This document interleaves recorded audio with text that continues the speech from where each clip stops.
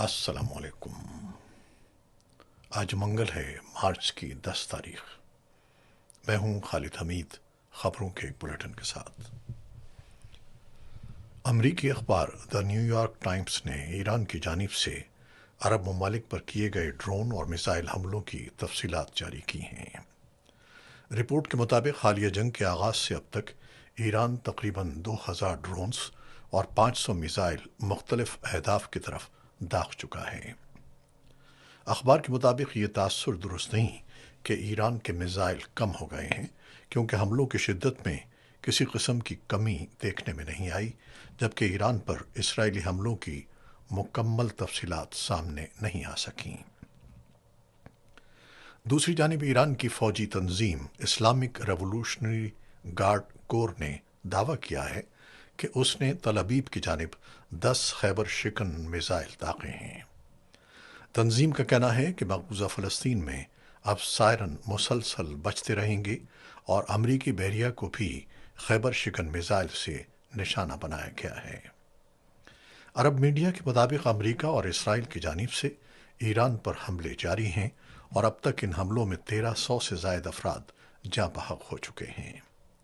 ایرانی میڈیا کے مطابق شہر خومین میں امریکی میزائل حملے کے دوران ڈاکٹر حافظ ہومینی اسکول کو نشانہ بنایا گیا، جس سے قریبی رہائشی عمارتوں کو بھی نقصان پہنچا۔ دارالحکومت تہران میں رات کے وقت شدید بمباری کی گئی، جس کے دوران مشرقی، جنوبی اور مغربی علاقوں میں زوردار دھماکے سنے گئے۔ رسالت اسکوائر کے قریب ہونے والے حملوں میں کم از کم 40 افراد شہید ہو گئے۔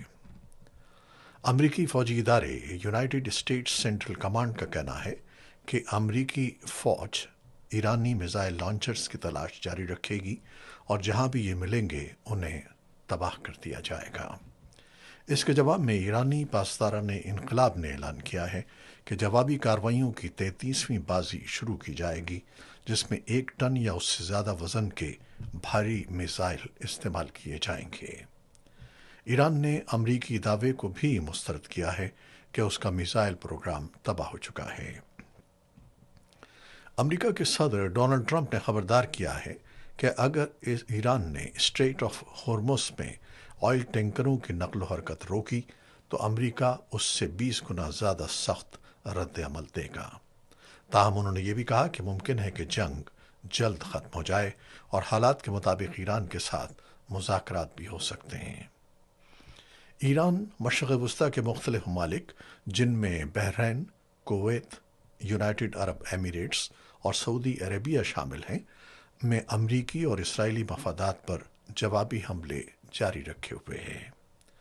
ان حملوں میں منامہ میں ایک اور وسطی اسرائیل میں 2 افراد ہلاک ہو گئے ہیں۔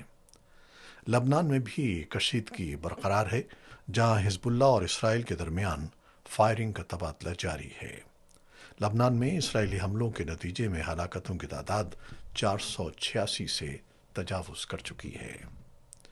تہران کے ایمرجنسی ہیلتھ ڈپارٹمنٹ کے مطابق جنگ کے آغاز سے اب تک صرف تہران میں 460 افراد جاں بحق اور 4309 زخمی ہو چکے ہیں، جبکہ ملک بھر میں شہادتوں کی تعداد 1200 سے زیادہ اور زخمیوں کی تعداد 10,000 سے زائد بتائی جا رہی ہے۔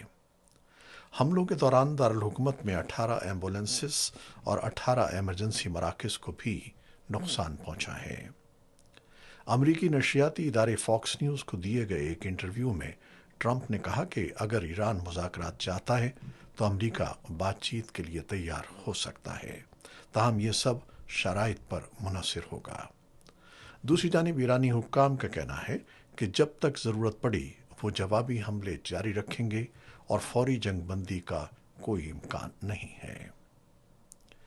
اسرائیلی فوج نے لبنان کے دارالحکومت بیروت کے جنوبی علاقے دریا کے لیے دوبارہ انخلا کا حکم جاری کر دیا ہے۔ اس علاقے میں لاکھوں افراد رہتے ہیں۔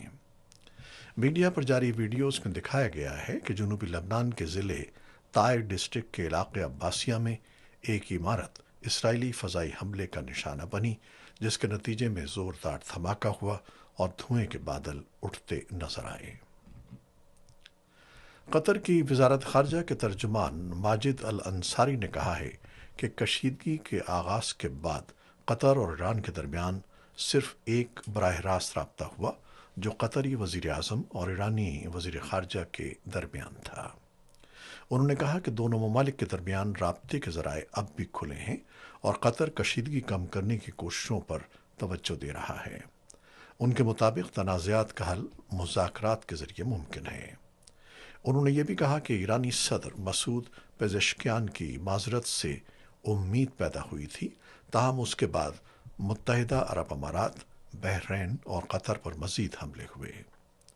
قطر کا کہنا ہے کہ وہ جنگ کا فریق نہیں، لیکن کسی بھی حملے کی صورت میں اپنے دفاع کا حق محفوظ رکھتا ہے۔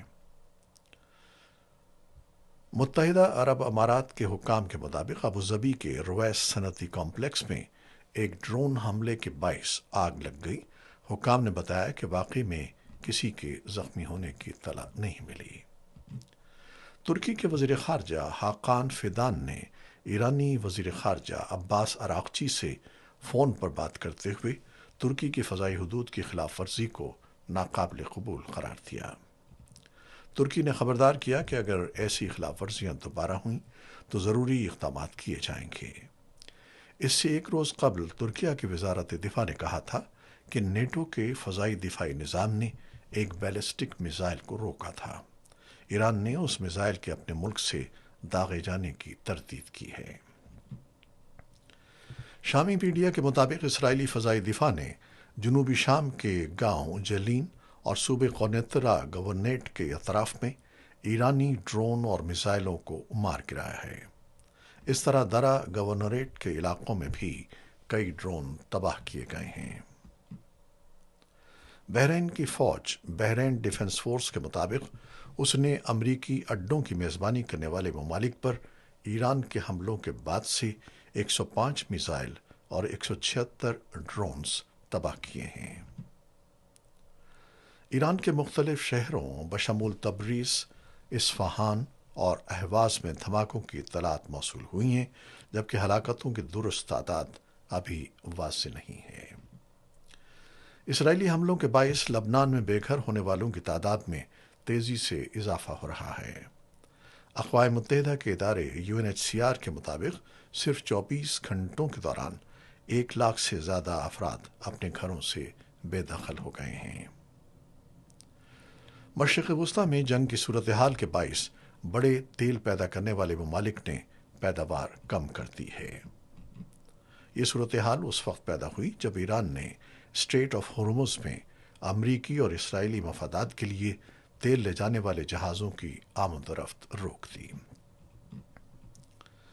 ایران جنگ کے باعث پاکستان سے مشرق وسطیٰ جانے والی پروازوں پر بھی اثر پڑا ہے۔ جنگ شروع ہونے کے بعد سے اب تک مجموعی طور پر 1600 پروازیں منسوخ ہو چکی ہیں۔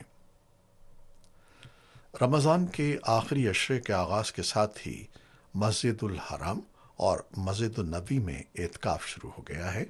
اس سال 15,000 سے زائد افراد اعتکاف کے لیے رجسٹرڈ ہوئے ہیں اور لیلۃ القدر کی تلاش میں عبادات جاری ہیں۔ کرکٹ۔ پاکستان کرکٹ بورڈ نے پاکستان سپر لیگ سیزن 11 کے شیڈول کا اعلان کر دیا ہے۔ یہ ٹورنامنٹ 26 مارچ سے 23 مئی تک جاری رہے گا اور پہلی بار 8 ٹیمیں حصہ لیں گی۔ یہ میچز لاہور، کراچی، راولپنڈی، ملتان، فیصل آباد اور پشاور میں کھیلے جائیں گے۔ افتتاحی میچ قذافی اسٹیڈیم لاہور میں ہوگا، جبکہ پلے آف مرحلہ 28 اپریل سے شروع ہوگا۔